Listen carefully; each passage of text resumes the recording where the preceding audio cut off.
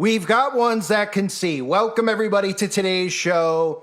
This story has been bothering me for days, and I actually have a long list of stories that I mean to cover in videos. And at the bottom of the list are some of these stories revolving around sports events. Now, I know the majority of you don't care about these types of stories, but it's very important to pay attention to them because, of course, as most of you know, the news is manufactured.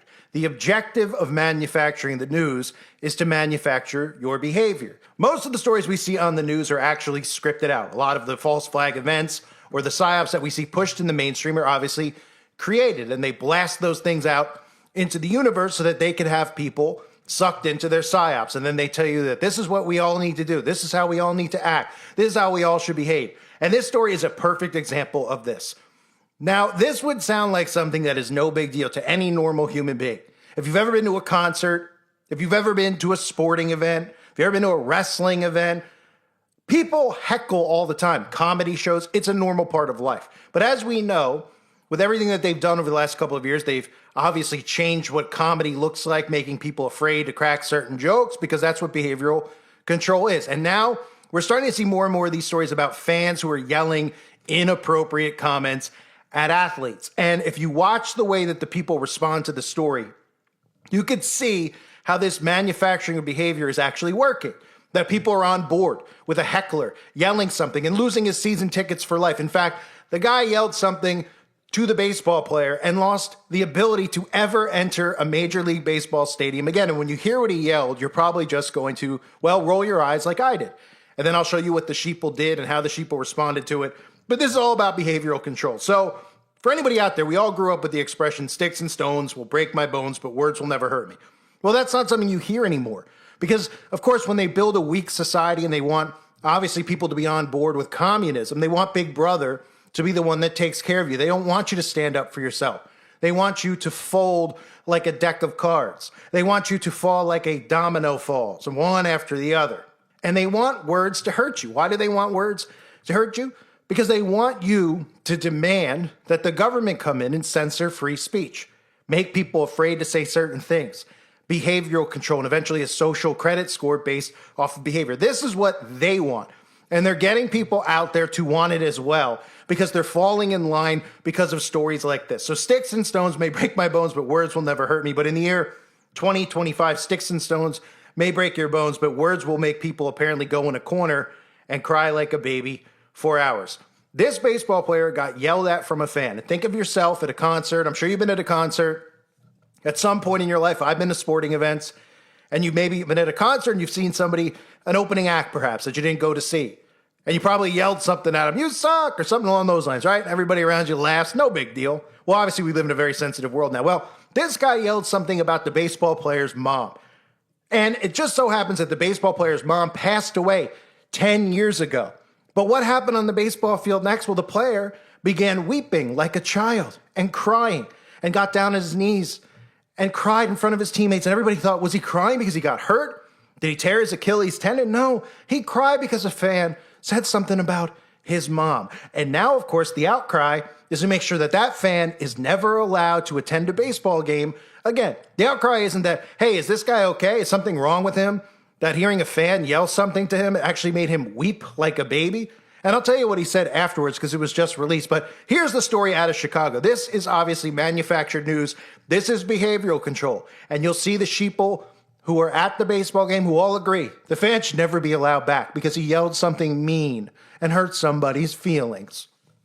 A Chicago White Sox fan is now banned indefinitely from all MLB stadiums after he was heard heckling an Arizona Diamondbacks player at yesterday's game, ultimately bringing that player to tears. Our Sarah Mackey's checking in with fans as both teams face off again today at Wright Field. And Sarah, I'm curious what the reaction is out at the ballpark. Right, Marie, when we talked to fans as they were walking in, they had one unified response about the ban. Good. That heckler reportedly bringing up a deceased mother to a player out here, bringing him, like you said, to tears, something that both sides are now condemning. And it's also bringing up a bigger conversation, one about sportsmanship on the field and in the stands. A show of support at the ballpark for Arizona Diamondbacks player Ketel Marte as he took the field in Game 3, a big turnaround from just one day before. Welcome back to Chicago. This is from the previous pitching change. Torey Lovullo with Ketel Marte in tears on the pitcher's mound, waiting for the reliever to come in, consoling Ketel Marte, who was in tears during that break. Marte in tears after a heckler reportedly referenced his mother, who died in a 2017 car crash. An insult that hit Marte as he headed to the dugout and caused Diamondbacks leadership to react. It was a terrible moment. Fans are nasty and fans go too far sometimes. And I love my players and I'm going to protect them. Speaking the next morning, White Sox staff confirmed the fan had been banned, and they've reached out to Marte to apologize, a move supported by fans from both sides. I support fans being enthusiastic, but being respectful at the same time. I don't think you should get personal with the players. I mean, it's about baseball. I think it was the right choice, I don't think that should be tolerated at any baseball field, It's just, it's inhumane. This is Arizona's last game of the series here in Chicago. The White Sox did win, fans still leaving right now. From Ratefield, Sarah Maki, CBS News, Chicago. So this is us moving closer to communism, right? The way these people respond, not one of them says, hey, you know what? I mean, I don't agree with what the guy said because, look, I don't really care. I mean, I don't agree or disagree. I couldn't care less. But if I hear somebody else, I mean, even at me, I get called names. People write stuff in the comments section. I don't even blink. It does not affect me. If somebody says something about your mom and they don't know your mom, why would you ever take it personally? Well, in today's world, everybody takes everything personally. And that's why we're at a point now where if you have a difference of opinion than somebody else, well, they want you canceled. They don't want you to have the right to speak anymore. They don't even want you to have the right to earn a living anymore. That's what they've done psychologically to the masses. And all the people out there at the baseball game all seem to think that it's really great that baseball has banned the fan. Not one person saying, is he all right? Is anyone want to check the baseball player to make sure that he's psychologically okay? That a comment about his mom made him cry? Now, I get it. You lose your mom. It's probably, we've all gone through tragedies with family members. Horrible thing. But if a complete stranger yells something at you that you never met before in your life about your mom, why in the world would you care? The guy clearly doesn't know his mom.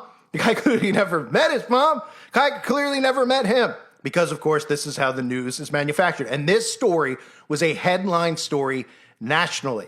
That's why I'm covering it. It was on every mainstream media outlet. You could type in the baseball player's name, which is Ketel Marte, and you could go through 30 pages in a Google search, and this story comes up every single time. All the headlines. Fans yelling, demanding justice for the baseball player. He gets a standing ovation when he comes back. And then they tell you what the guy actually said. So what do you think the guy actually said since his mom was deceased? I mean, did he say something like he, dug up his mom from the gravesite and did some unimaginable act with the mom? I mean, even that, people are screaming stuff. These are just words that aren't supposed to hurt you. No, this is what he said. This is the player said. He said, I want to thank all the fans who have been concerned about me. What happened was seventh inning. Remember, most of these people can't even speak English. So you know that all it takes is, somebody from above to come down and tell them, hey, break down in the middle of the game. You get a little bonus. You get a this or that. But most people are like, no, they would never do that. Nobody would be in on that, right? Sure. So anyway, the guy says, well, I want to thank all the fans. I came to bat. I'm ready at the plate. I hear a fan shouting. He was on top of the dugout. He yelled at me saying stuff about my mom. He was like, quote, I sent your mom a text last night. Well, when everything happened with my mom, I was here in Chicago. I was in this city. My manager had my back. They kicked the fan out. I don't think he'll be allowed back in the ballparks. Okay, so he said he texted your mom last night. Now, do you think he had a clue that your mom died? No. Are you a very prominent person in sports? Absolutely not. Majority of people probably don't know who you are. So I doubt the guy knows your bio and said, I texted your mom last night. Even if he did, I texted your mom last night. This is what we've gotten to. Hey, I texted your mom last night. Your mom happens to be dead. We better ban this guy from all the stadiums. Yeah, know what's next? We better freeze this guy's bank account. We better make sure this guy could never have a job again. We better make sure that this guy isn't allowed to live in a home. Let me just make sure that this guy, you know what? Let's put him in jail. That's eventually what they're obviously trying to do. And if you look at the comment section, it gets even scary. This is just a quick, going through the comments briefly underneath that video that you saw. And you can go look for yourself. You'll be horrified. Look, I'm not even a baseball fan, but when I heard what happened, my heart broke. It's been over 40 years since I lost my mother. If anyone made an insult about her, I'd still be upset. I'm so sorry for what happened. With love, your non-baseball fan. Well, thanks. This is obviously a narcissist who's writing this message, thinking that the player is actually going to read it. This is how deep the hypnosis goes, right? She's writing this, she goes, I'm not even a baseball fan. Nobody cares. Thanks for commenting. And I want to say, I'm so sorry for what happened. As if the player is here listening. And he says, with love, your non-baseball fan. I mean, and it gets 255 thumbs up. Let's continue. I'm sorry you had to suffer through that. Prayers for your healing, Marte. Suffer, ladies and gentlemen. Suffer. Someone yelled a your mama joke at a baseball player who makes millions of dollars. Oh, well, money doesn't matter. Okay, well, how are we training human beings to be so weak that somebody can't at a baseball game heckle anymore? Oh, okay. So now we're working in behavioral control big time. And look at these people. Look at these people. He had to suffer. Prayers for healing.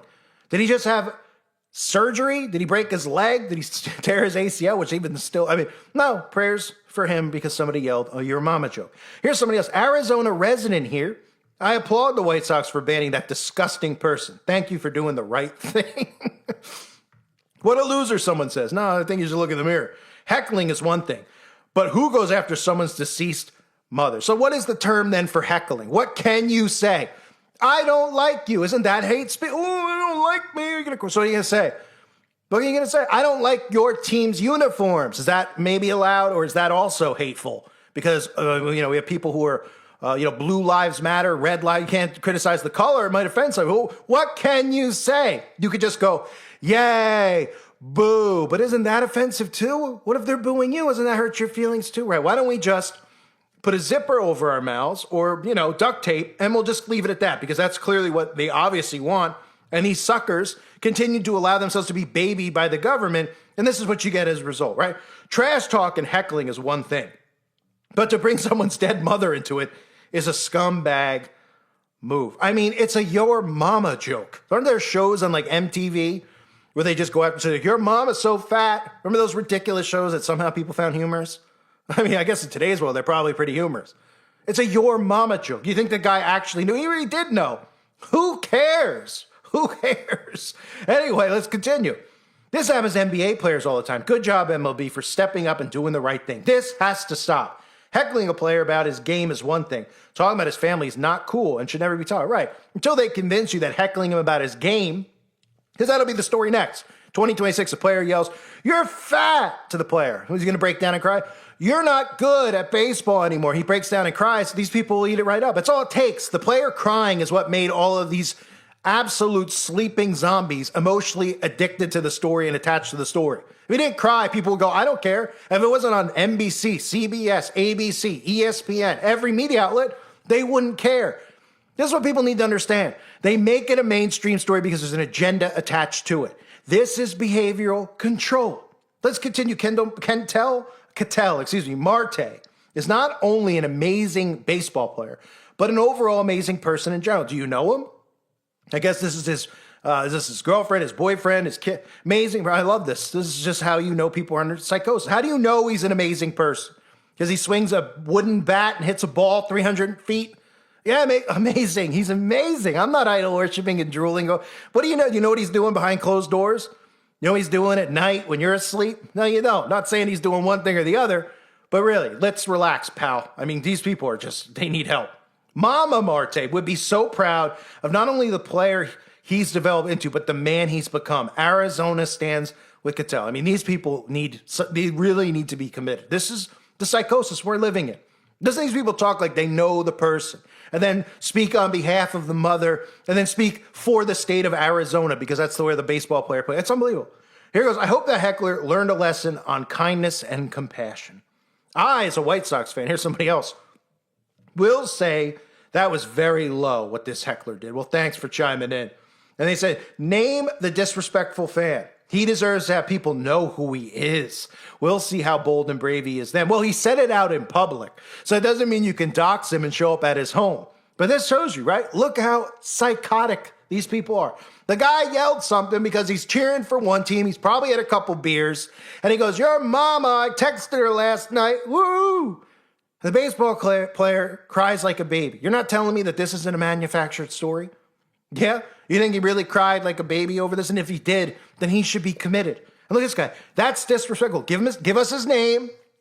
We want his name. We want his address. We want to plaster over the media. So what? What would that do to solve the problem? So people could go to his home and light it on fire because he called somebody and said something about the guy's mom? I mean, is anybody out there on the same page? I mean, I know you guys are. I mean, this is unbelievable. This is what they've done. And this all goes back to the controllers, right?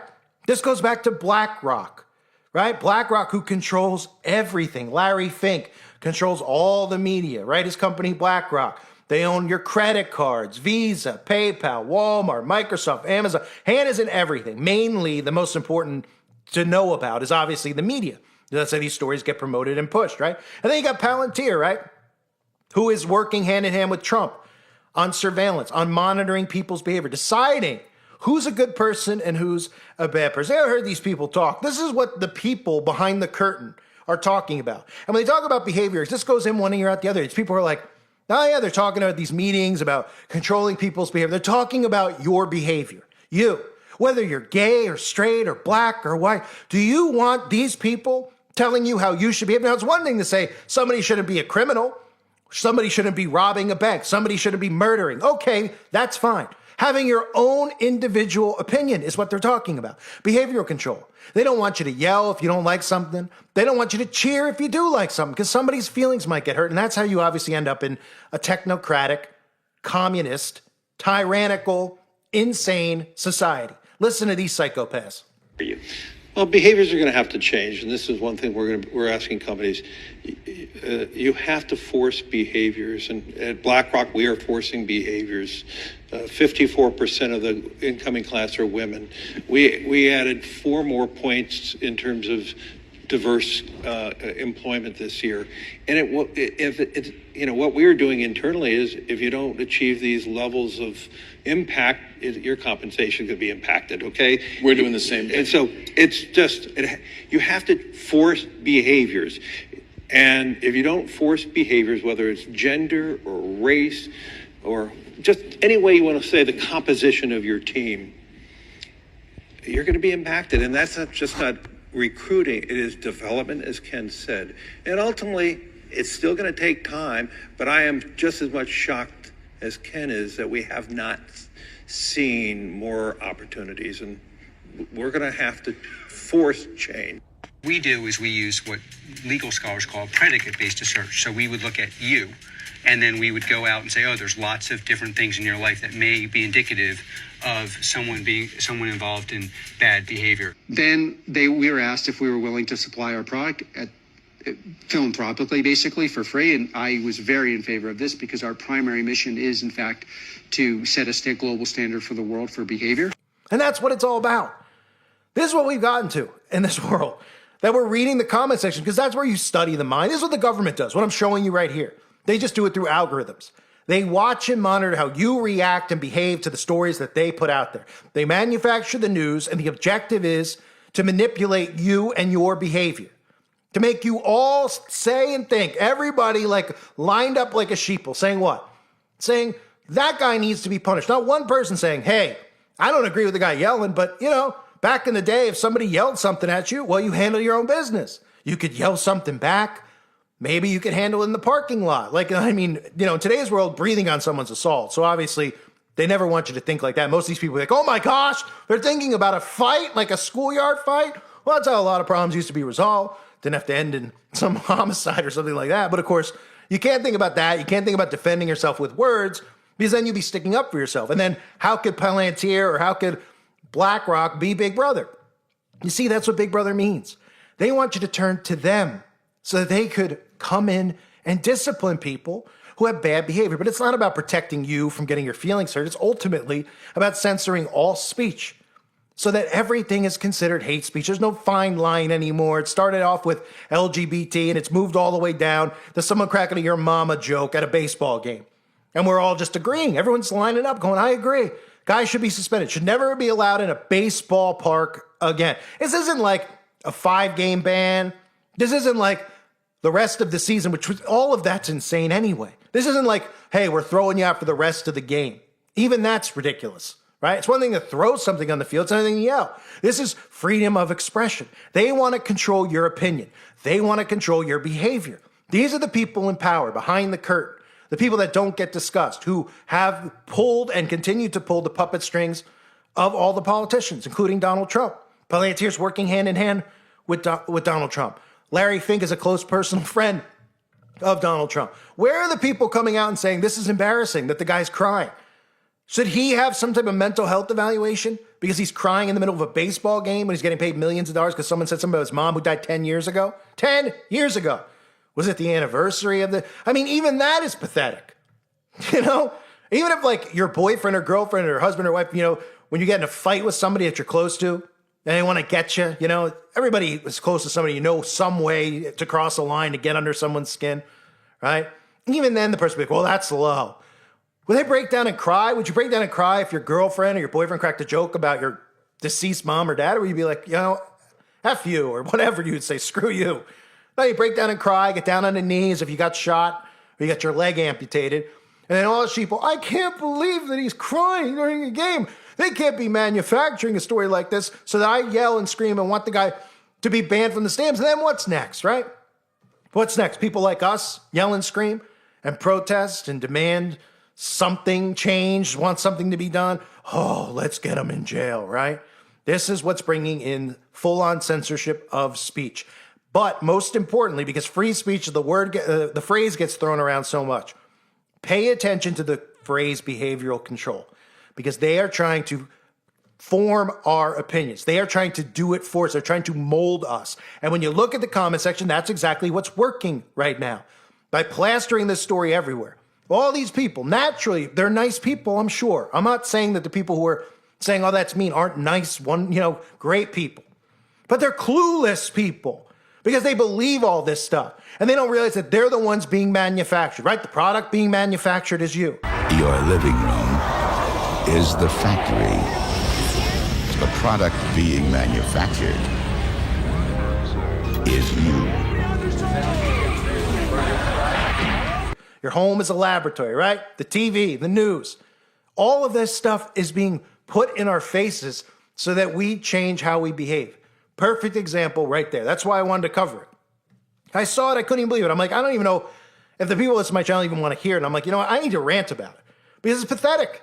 It's pathetic. And watching how people respond, instead of just everybody going, hey, what happened to Sticks and Stones? How about Marte after the game and the post game? Why doesn't he get right on the camera and say something back to the guy? And say, you know what? I heard what you said. It's pretty low, man, but hey, I'll be the bigger man. I'll turn the other cheek. Maybe I'll buy you something. I'll give you a free. No, he cries. We've never seen behavior like this before. Just imagine you've seen Mike Tyson boxing and somebody in the front row yell something. Mike Tyson, you smell. And Mike Tyson in the middle of the fight just got down on a knee and started crying. And everyone's like, Mike Tyson's crying. What do you yell? You smell. People would just, if you told them that in the 1980s, they would explode. Their heads they wouldn't even know how to fathom what was going on. They'd be like, is Mike Tyson on drugs? That's what they'd say. But Mike Tyson's on a knee crying. They'd be like, oh my gosh, did he punch him in the balls or something? No, the guy yelled that he smells. And he said, your mama's so fat. And they'd be like, Mike Tyson must have done drugs before the fight, right? Something's wrong with him.